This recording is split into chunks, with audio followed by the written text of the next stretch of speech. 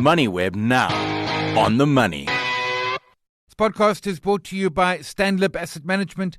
Invest in more certainty to navigate volatile market conditions.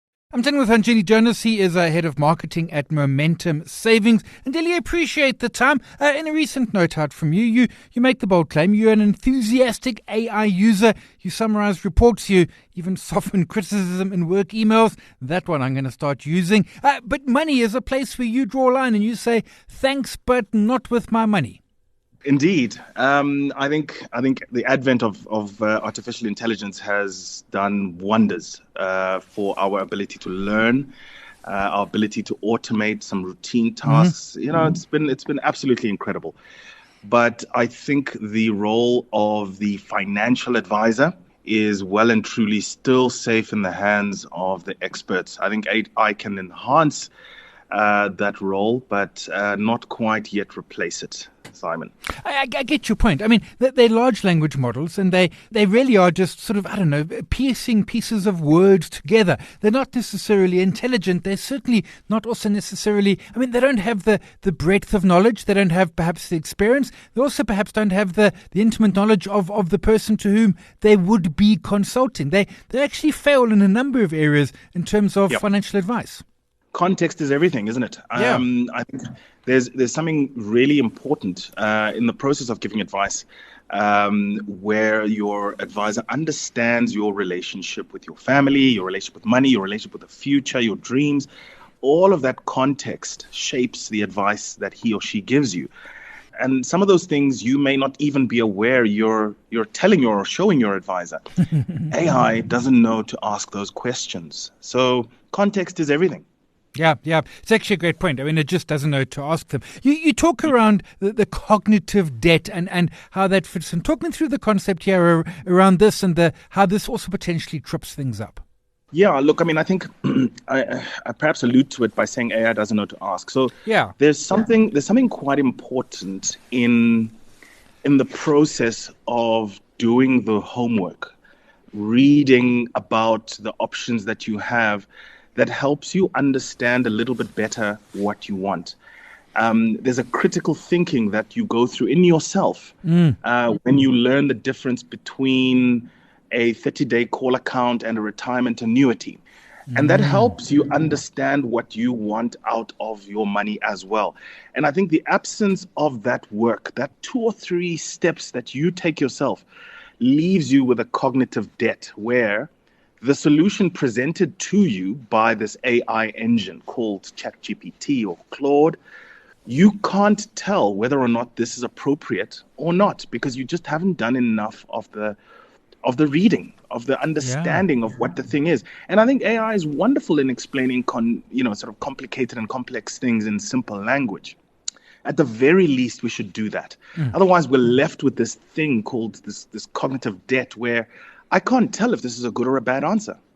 That's a great point. They're trained to be agreeable. And I use Claude, and I've tried to tell Claude, stop being nice to me, tell me when I'm wrong. And Claude does it, kind of struggles. But I can see a world in which markets are down, 20, 30%. You ask your LLM if you should sell. LLM's going to say, sure. It just doesn't know. It's just going to, it's like, well, that seems like a fun thing to do right now.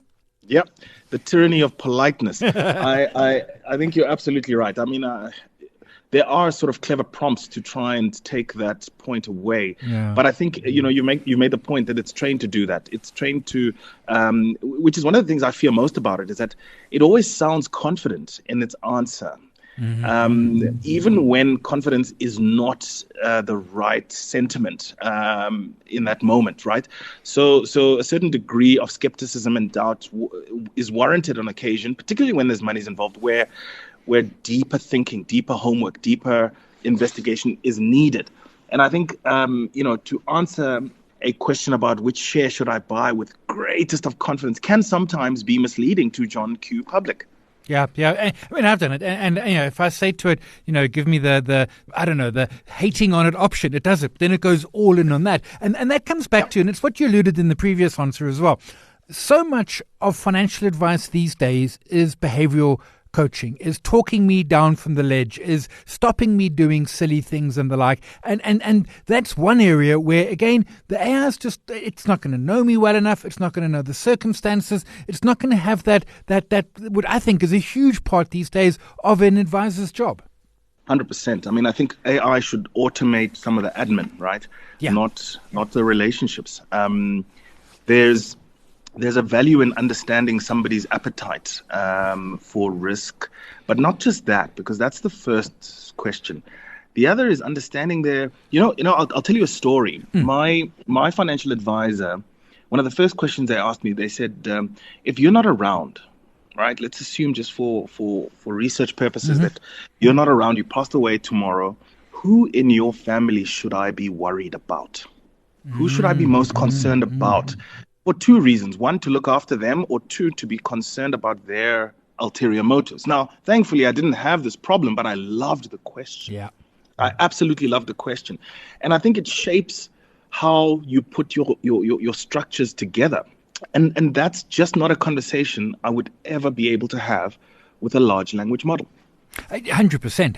A conversation you could have it with it. And I know a lot of doctors are using it. I've got a friend who's experienced this in the US, where the LLM is recording the conversation for note-taking, freeing up the doctor to sort of have a proper conversation. There is perhaps space for it, just the right space.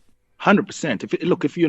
If you're not using AI to create efficiencies and capacities in your day-to-day, then you're missing a trick as well, right? So there's definitely an opportunity here to get scale, to get speed, to get efficiency using AI, and it's here to stay, right? So the more acquainted with it, and the better we are with it and playing with it, we're gonna get sharp. But I think to completely replace that which a human being brings to a conversation and a thinking, I think might just be a step too far. Particularly, I mean, people talk about making investment decisions. You're actually making a life decision when you're talking about your money and your future. Yeah, that's actually a great point. It's way more than just investment. And the last point is that we haven't even touched on it, but of course there's a regulator here. There's the FSCA. The momentum will be an FSP. You have a license there. I don't know. I mean, I just don't know where the LLM fits in that. And frankly, I don't think anyone, probably including the LLM, knows either. And that's a huge gaping hole and a regulatory nightmare. Yeah, it is. It is. And I think you're right. I think not enough of that conversation is happening at the moment, because I think if you make some really, really bad financial decisions on the back of AI advice, what do you have to fall back on? Who's done that research? Who's done the homework of finding out why the fund choice was what it was? And I think that's the scary part, that people may, in fact, find out a little bit too late. So I'm a big fan of what AI brings to the party, but just a good old-fashioned expert is the right person to give you advice. I agree 100%. So, and someone who has that FSP, has the regulation, and truthfully does what it does. It means that I do my homework, I make sure I know the product, I make sure I know my client, and I think the behavioral part, that coaching part, is so important. But we'll leave it there. So Andile Jonas, Head of Marketing, Momentum Savings. Appreciate the time. This podcast is brought to you by Andile Asset Management. Invest in more certainty to navigate volatile market conditions.